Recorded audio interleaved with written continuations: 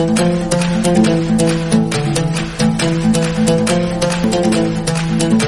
सभी वीडियो देखने के लिए YouTube पर टाइप करें पुलिस पाठशाला, जाएं मेरे चैनल पर और उसके बाद टैप करें प्लेलिस्ट में। यहाँ पर आप मेरे सभी वीडियो देख सकते हैं जिसमें travelling, current affairs, exam preparation और अदर वीडियो हैं। जय हिंद, मैं हूं सौरभ जैन और आपका स्वागत है आपके YouTube चैनल पुलिस पाठशाला में। आज हम लोग लेक्चर नंबर 28 में पढ़ने वाले हैं भारतीय ऊर्जा के संसाधन के बारे में कि भारत में ऊर्जा के संसाधनों की स्थिति क्या है, कौन कौन से ऊर्जा के संसाधन हैं और किन किन ऊर्जा संसाधन से कितनी ऊर्जा की आवश्यकता की पूर्ति होती है। ये टॉपिक भी बहुत इंपॉर्टेंट है और खासकर जो ऊर्जा के संसाधनों का विभाजन है उसके उदाहरण आपसे बहुत पूछे जाते हैं कि ये जो है उदाहरण ये किस प्रकार का संसाधन है और बाकी जो अन्य संसाधन है उनसे भी क्वेश्चन पूछे जाते हैं। तो चलिए करते हैं स्टार्ट। तो सबसे पहले आप ये देख लें कि ऊर्जा के संसाधन जो है उनका विभाजन किया जाता है उनकी उत्पत्ति के आधार पर और उनके उपयोग के उपलब्धता के आधार पर। तो सबसे पहला विभाजन देखा जाए तो इसको परंपरागत स्रोत और अपरंपरागत स्रोत या दूसरे उपयोग के अगर हिसाब से कहा जाए तो अनवीनीकरणीय स्रोत और नवीनीकरणीय स्रोत। तो सबसे पहले परंपरागत स्रोत। परंपरागत स्रोत ऊर्जा के वो स्रोत हैं जो परंपरागत रूप से काफ़ी अधिक सालों से लगातार उपयोग में लाए जा रहे हैं और उनको उपयोग करने की एक परंपरा है, जैसे कोयला, पेट्रोलियम, प्राकृतिक गैस, ताप की ऊर्जा। इसके अलावा इसमें जो लकड़ी है, कोयला है, गोबर के उपले हैं, वो भी ऊर्जा के परंपरागत स्रोत में आ सकते हैं। और दूसरा है अपरंपरागत स्रोत, मतलब एक ऐसे स्रोत जो परंपरागत रूप से उपयोग में नहीं रहे हैं लेकिन अब उनका उपयोग किया जा रहा है, इसलिए इनको बोला जाता है अपरंपरागत स्रोत। और अगर उपयोग के आधार पर देखा जाए कि कब तक हम इसका उपयोग कर सकते हैं तो दो भागों में विभाजित किया जाता है इनको, अनवीनीकरणीय संसाधन और नवीनीकरणीय संसाधन। नवीनीकरणीय संसाधन के स्रोत अनवीनीकरणीय, जैसा आप नाम से समझ रहे होंगे। अनवीनीकरणीय, नवीनीकरणीय मतलब होता है जिनको फिर से नया बनाया जा सके, जिनका नवीनीकरण किया जा सके। तो ये संसाधन अनवीनीकरणीय हैं, मतलब अगर इनको एक बार उपयोग कर लिया तो इनको फिर से नया नहीं बनाया जा सकता, या कहा जाए कि इनको बनने में लाखों करोड़ों वर्ष लगेंगे, इसलिए इनको अनवीनीकरणीय संसाधन कहा जाता है। जैसे कोयला, पेट्रोलियम, प्राकृतिक गैस, ताप की ऊर्जा, ये जो है वो लाखों करोड़ों वर्षों के क्रम में जो प्रोसेस है उसके द्वारा ये बने हैं और अगर इनको हम लोगों ने उपयोग करके खत्म कर लिया, ये सीमित मात्रा में भी उपलब्ध है। सबसे खास बात ये होती है कि सीमित मात्रा में उपलब्ध है और अगर इनको उपयोग करके खत्म कर लिया तो निकट भविष्य में ये इनकी उपलब्धता संभव नहीं हो पाएगी। और दूसरे होते हैं नवीनीकरणीय स्रोत, ऐसे स्रोत जिनको उपयोग के बाद इनका फिर से नवीनीकरण किया जा सकता है, उनको फिर से उत्पन्न किया जा सकता है और ये उपयोग के बाद निकट भविष्य में कभी भी खत्म नहीं होंगे, इसलिए इन संसाधनों को नवीनीकरणीय संसाधन कहा जाता है। ऐसा नहीं है कि ऊर्जा के स्रोत जो है वो कभी खत्म नहीं होंगे, क्योंकि पृथ्वी है, पृथ्वी की स्थिति बदलती रहती है, पृथ्वी जो है अपनी संरचना में परिवर्तन करती रहती है, ब्रह्मांड है उसमें भी परिवर्तन होते रहते हैं। तो इसके एग्जाम्पल देखा जाए तो सौर ऊर्जा, पवन ऊर्जा, भूतापीय ऊर्जा, समुद्री ऊर्जा और विद्युत ऊर्जा। हम लोग एक एक ऊर्जा को डिटेल में पढ़ेंगे, इनसे जो भी क्वेश्चन पूछे जाते हैं वो हम लोग पढ़ेंगे। तो ऐसा नहीं है कि सूरज कभी खत्म नहीं होगा, सूरज की भी एक उम्र है और अपनी उम्र के बाद में सूरज का भी अंत हो जाएगा। पवन ऊर्जा, पवन भी जो जलवायु है उसके अनुसार अपनी दिशा बदलती रहती है। भूतापीय ऊर्जा, ये भी परिवर्तित हो सकती है। आज पृथ्वी के अंदर जो प्लेट है उसकी स्थिति आज कहीं है और कल कहीं होगी। समुद्री ऊर्जा, समुद्र भी अपनी समय के साथ में लगभग लाखों करोड़ों वर्षों में, ऐसा नहीं है कि 1-2 साल में इसका परिवर्तन हो जाए। विद्युत ऊर्जा, अभी जहाँ पे नदियाँ हैं, नदियाँ अगर दिशा बदल लें या पानी की कमी हो जाए तो किसी भी कारण से ये परिवर्तित या खत्म हो सकते हैं, लेकिन निकट भविष्य में लगभग हजारों सालों में तो खत्म नहीं होने वाले, इनको खत्म होने में लाखों वर्ष लग जाएंगे और इनको पैदा होने में भी लाखों वर्ष लग जाएंगे। तो आप इसको समझ गए कि क्या परंपरागत स्रोत है, क्या अपरंपरागत स्रोत है, क्या नवीनीकरणीय संसाधन है और क्या अनवीनीकरणीय संसाधन है। और दूसरा आता है लाभ और हानियां। लाभ है, इनका उपयोग आसान है, इनको हम लोग कहीं से भी प्राप्त करेंगे, उनका उपयोग आसानी से कर लेंगे। पेट्रोल है, आपने पेट्रोल को प्राप्त किया, उसका उपयोग कर लिया, यहाँ पर लकड़ी है, लकड़ी को काटा, सुखाया और जलाया। कंडे हैं, गोबर है, गोबर को सुखाया, उनके कंडे बनाए, उपले बनाए, उनको जलाया। तो इनके उपयोग इनका आसान है, इनकी प्राप्ति भी आसान है, आसानी से इनको प्राप्त किया जा सकता है और ये सस्ते हैं।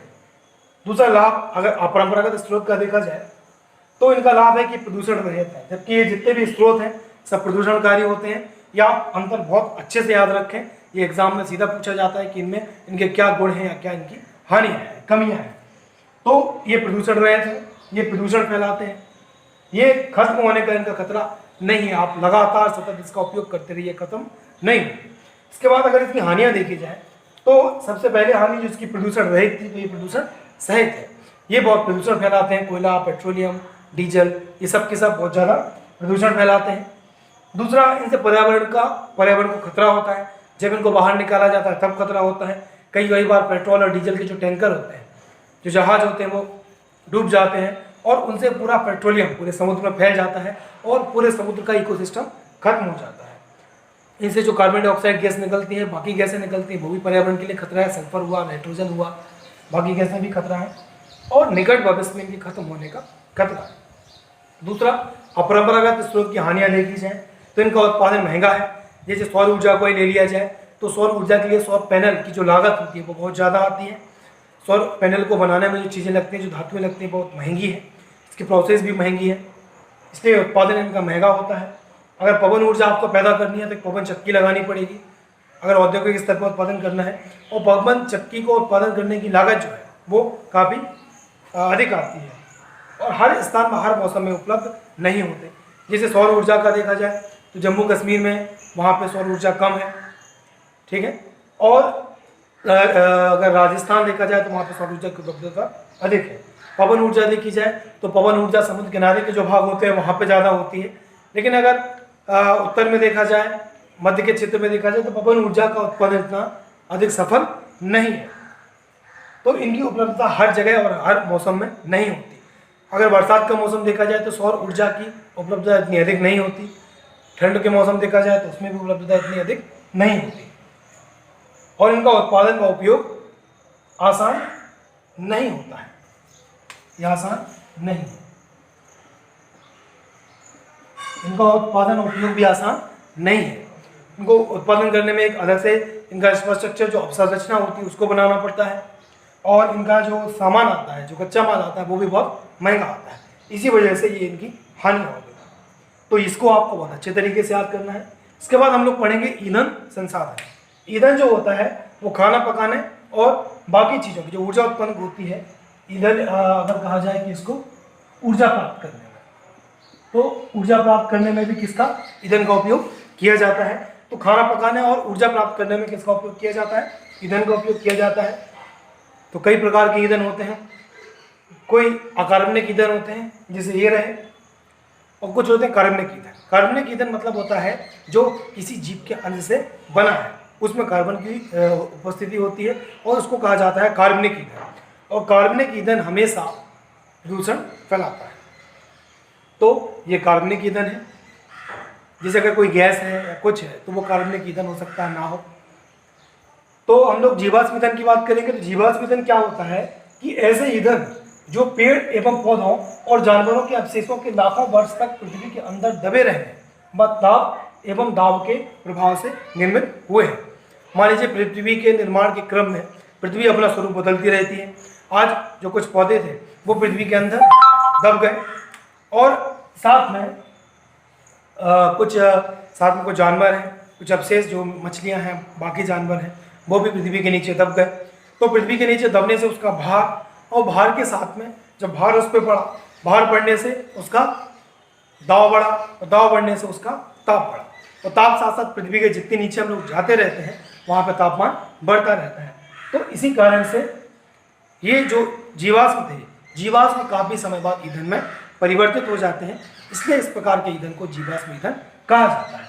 इसके उदाहरण देखे जाए तो कोयला, पेट्रोलियम, प्राकृतिक गैस, लकड़ी, गोबर के उपले। तो गोबर के उपले जो है वो अगर कहा जाए लकड़ी और गोबर के उपले, तो ये जीवाश्म ईंधन तो है, लेकिन ये इस टाइप के जीवाश्म ईंधन में शामिल नहीं होंगे जो पृथ्वी के अंदर से प्राप्त किए जाते हैं।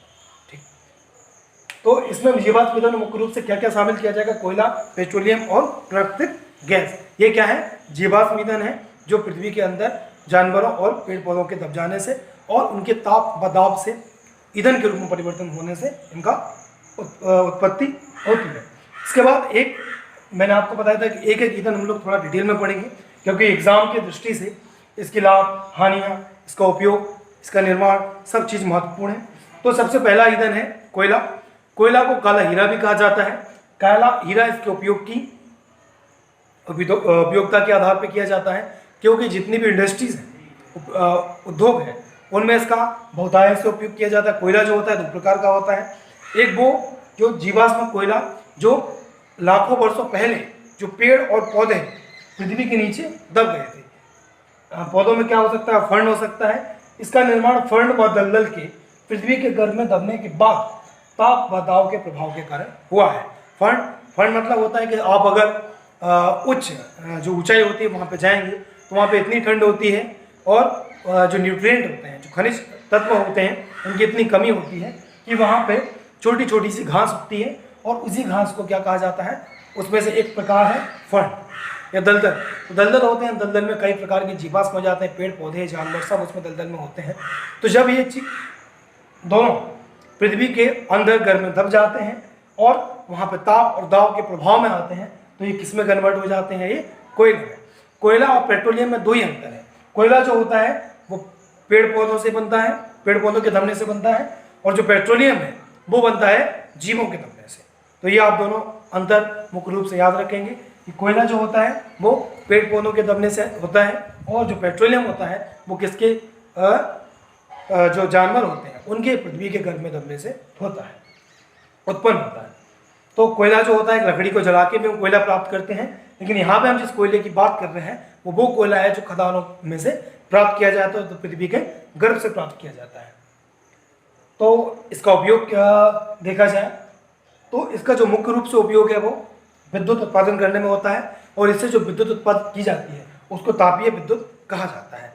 जो हम लोग अभी घरों में विद्युत प्रयोग करते हैं वो लगभग 80% भाग जो होता है वो कोयले से पैदा की जाती है। अब कोयले से कैसे पैदा की जाती है? कोयले को जलाया जाता है, कोयले से ऊष्मा प्राप्त की जाती है, और उससे प्राप्त ऊष्मा से जो पानी होता है उनको बड़े बड़े बॉयलर में गर्म किया जाता है, उनसे भाप बनाई जाती है, भाप से टरबाइन चलाए जाते हैं, टरबाइन से जनरेटर चलता है, और जनरेटर से फिर बाद में विद्युत पैदा होती है।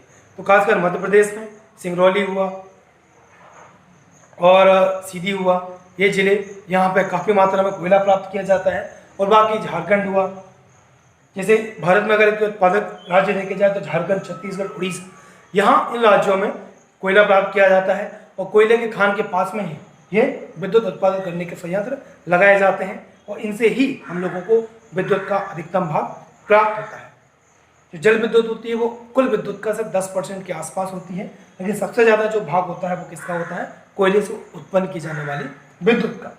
इसका उपयोग देखा जाए तो घरेलू ईंधन के रूप में भी इसका उपयोग करते हैं, रेलवे में भी इसका उपयोग करते हैं। स्टीम इंजन जो होते हैं वो, चाहे रेलवे का स्टीम इंजन हो या किसी उद्योग में लगने वाले स्टीम इंजन हो, सब किससे चलते हैं? कोयले के जलने से।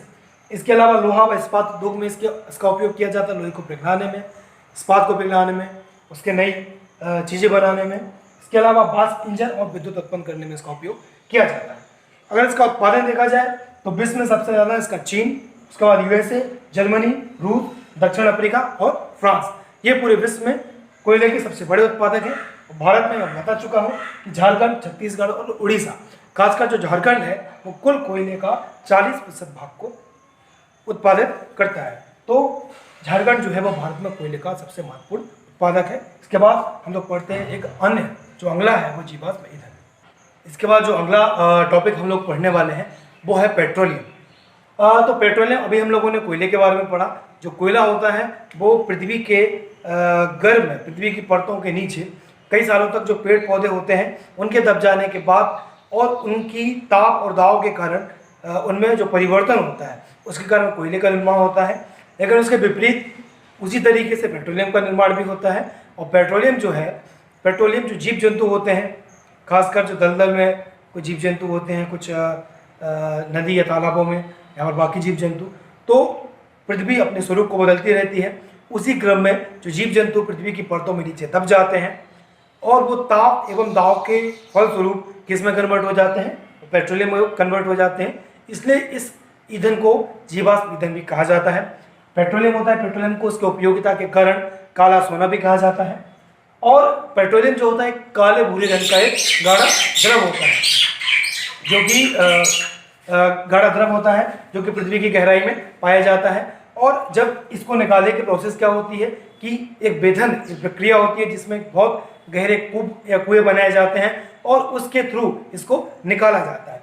मुख्य रूप से अगर पूरे विश्व में इसका विवरण देखा जाए तो ये खासकर समुद्र का जो तट होता है उस क्षेत्र में, या जो अपतटीय क्षेत्र होते हैं समुद्र से थोड़ा सा दूर है उस क्षेत्र में ये पाया जाता है, क्योंकि उन्हीं के जीव जो नीचे मरते जाते हैं उन्हीं के कारण खास करके पेट्रोलियम का निर्माण होता है। और पेट्रोलियम के जहाँ पेट्रोलियम पाया जाता है उसी कुएं में उसके ऊपर एक गैस भी पाई जाती है जिसको प्राकृतिक गैस भी कहा जाता है। इसको CNG या कंप्रेस्ड नेचुरल गैस भी कहा जाता है। और ये गैस कभी कभी पेट्रोलियम के साथ में कभी कभी स्वतंत्र रूप से भी प्राप्त होती है। इसके बाद जो पेट्रोलियम एक गाढ़ा द्रव प्राप्त होता है, उसको फिर जो रिफाइनरीज होती हैं, जो शोधनशालाएं होती हैं, उसमें इसकी रिफाइनिंग या शोधन किया जाता है। और जब इसका शोधन किया जाता है तो अलग अलग टेम्परेचर पे अलग अलग उत्पाद प्राप्त होते हैं। इसमें पेट्रोल, डीजल, केरोसिन, मोम, डामर या एस्फाल्ट, LPG गैस या स्नेहक भी जो लुब्रिकेंट होते हैं, जिसमें ग्रीस हुआ, ऑयल हुआ या बाकी लुब्रिकेंट, ये सब भी कहाँ से, यहीं से प्राप्त होते हैं। प्लास्टिक भी यहीं से प्राप्त होता है। और आप ये ध्यान दीजिए, LPG और CNG ये दोनों पेट्रोलियम के, एक जो है वो पेट्रोलियम के अंदर होती है, एक होते हैं पेट्रोलियम के ऊपर होती है। LPG जब पेट्रोलियम का शोधन किया जाता है तब LPG प्राप्त होती है। LPG का फुल फॉर्म है लिक्विड पेट्रोलियम गैस। हम LPG और प्राकृतिक गैस जो कंप्रेस्ड नेचुरल गैस है CNG है, इसका अंतर अलग से पढ़ेंगे। ये बहुत इंपॉर्टेंट है, एग्जाम में अक्सर पूछा जाता है, इसका फुल फॉर्म भी पूछा जाता है। तो इसका है लिक्विड पेट्रोलियम गैस या फिर लिक्विडिफाइड पेट्रोलियम गैस या तरल पेट्रोलियम गैस भी इसको हिंदी में कहा जाता है। तो इसके प्रमुख अगर उत्पादक देश देखे जाए पेट्रोलियम के, तो ईरान, इराक, सऊदी अरब, कतर, USA, वेनेजुएला और अल्जीरिया। वेनेजुएला दक्षिण अमेरिका में, USA उत्तरी अमेरिका में, अल्जीरिया अफ्रीका में, और बाकी ये देश जो है पूरे एशियन देश हैं। अगर राज्य देखा जाए भारत में, तो भारत में बॉम्बे हाई जो महाराष्ट्र में, महाराष्ट्र से लगभग समुद्र में कुछ दूरी पे है, बॉम्बे हाई ये फर्स्ट है। इसके बाद डिगबोई जो असम में है, और खंबात की खाड़ी और अंकलेश्वर ये दोनों जगह गुजरात में है, जहाँ पर भारत में पेट्रोलियम का उत्पादन किया जाता है। इसके बाद हम लोग पढ़ते हैं प्राकृतिक गैस के बारे में। प्राकृतिक गैस मैंने ये बताया कि जो पेट्रोलियम जहाँ से निकाला जाता है तो उसके ऊपर ही ये प्राकृतिक गैस पाई जाती है, और ये कभी कभी स्वतंत्र रूप में और कभी कभी पेट्रोलियम के साथ में प्राप्त होती है। और LPG गैस जो होती है वो पेट्रोलियम के प्रभाजी आसवन है उसकी रिफाइनिंग के बाद प्राप्त होती है। और इसमें अंतर देखा जाए हम लोग बाद में पढ़ेंगे, लेकिन इसका जो अंतर जो मेन घटक होता है जिससे मिलकर बनी होती है वो होता है मीथेन। इसमें 80 से 90% क्या होता है, मीथेन होता है। और इसमें जो होता है वो प्रोपेन होता है मुख्य रूप से। और इनके अगर उत्पादक देश देखे जाए तो उत्पादक देश प्राकृतिक गैस का रूस, नॉर्वे, UK, नीदरलैंड आदि देश हैं। भारत में देखा जाए तो जैसलमेर जो कृष्णा और गोदावरी डेल्टा है, कृष्णा और गोदावरी नदियों का डेल्टा है वहाँ पे, त्रिपुरा में, और मुंबई का जो अपतटीय क्षेत्र है, तट से लगा हुआ क्षेत्र है समुद्र का, वहाँ पे ये पाए जाते हैं। खासकर कृष्णा और गोदावरी डेल्टा, यहाँ पर रिलायंस कंपनी को यहाँ का ठेका दिया गया था यहाँ से गैस निकालने का, तो काफ़ी विवादास्पद ये मुद्दा रहा, क्योंकि रिलायंस ने उस मात्रा में उत्पादन को नहीं किया। उस पर आरोप लगे कि उसने जानबूझकर उत्पादन कम किया है जिससे गैस के दाम बढ़ाए जा सके। जबकि ONGC जो पूरे विदेशों में जाकर तेल निकाल रही है उसको ये ठेका देने की जगह एक प्राइवेट रिलायंस कंपनी को ये ठेका दिया गया था। तो ये भी एग्जाम के इससे इंपॉर्टेंट है, तो आप याद रख लें। इसके बाद हम लोग बात करने वाले हैं जल विद्युत की। विद्युत जो आप घर में आप इलेक्ट्रिसिटी यूज़ करते हो वो इलेक्ट्रिसिटी है, लेकिन उस इलेक्ट्रिसिटी को प्राप्त करने के कई स्रोत हैं। वो इलेक्ट्रिसिटी पानी से भी बन सकती है, हवा से भी बन सकती है, और कोयले से भी बन सकती है, डीजल, पेट्रोल, इन सभी चीज़ों से, और खासकर सोलर एनर्जी, इनसे भी इलेक्ट्रिसिटी बन सकती है। सोलर पैनल से, कोयले को जला के स्टीम से टरबाइन घुमा के उससे भी बन सकती है। पेट्रोल और डीजल उससे भी टरबाइन चलाए जाते हैं, उससे भी बन सकती है, जनरेटर चलाए जाते हैं। और सबसे इम्पोर्टेंट जो है, सेकेंड इम्पोर्टेंट जो जल विद्युत का सोर्स है वो विद्युत का स्रोत है वो है जल विद्युत। इसमें क्या किया जाता है कि ऊंचाई से जो पानी गिरता है उसकी गतिज ऊर्जा का उपयोग किया जाता है टरबाइन को घुमाने में।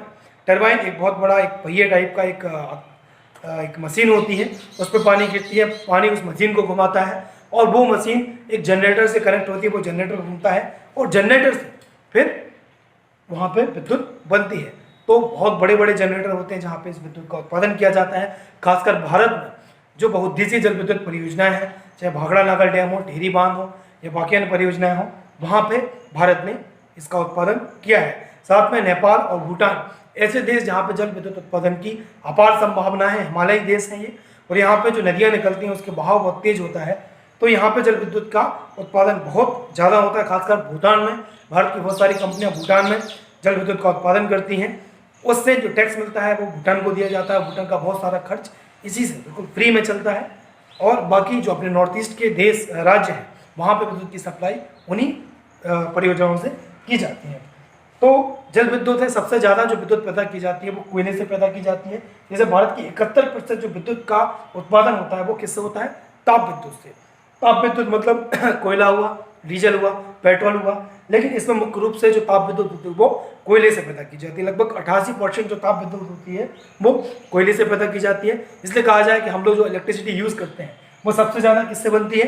कोयले से बनती है, लगभग 71%। और बाकी जो बनती है वो किससे बनती है? लगभग 10% के आसपास किससे बनती है? जल विद्युत से बनती है। भारत में स्थिति है। और विश्व की अगर कुल ऊर्जा मांग का देखा जाए, कुल ऊर्जा मांग का, तो वो 25% कौन पूरा करता है? जल विद्युत पूरा करती है। और विश्व की अगर कुल विद्युत मांग का देखा जाए, अभी हम लोगों ने कुल ऊर्जा मांग का पढ़ रहे थे, अगर कुल विद्युत मांग का देखा जाए तो 16.6% जो विद्युत होती है वो किसके द्वारा प्राप्त होती है? जल विद्युत के द्वारा प्राप्त होती है। अगर विश्व में प्रमुख उत्पादक देश देखे जाए तो पराग्वे, नॉर्वे, ब्राजील और चीन है। और भारत में अगर उत्पादक राज्य देखे जाए तो सबसे प्रथम स्थान पर आता है गुजरात, उसके बाद मध्य प्रदेश और उसके बाद अन्य राज्य जो है तीसरे और चौथे नंबर पे महाराष्ट्र और तमिलनाडु।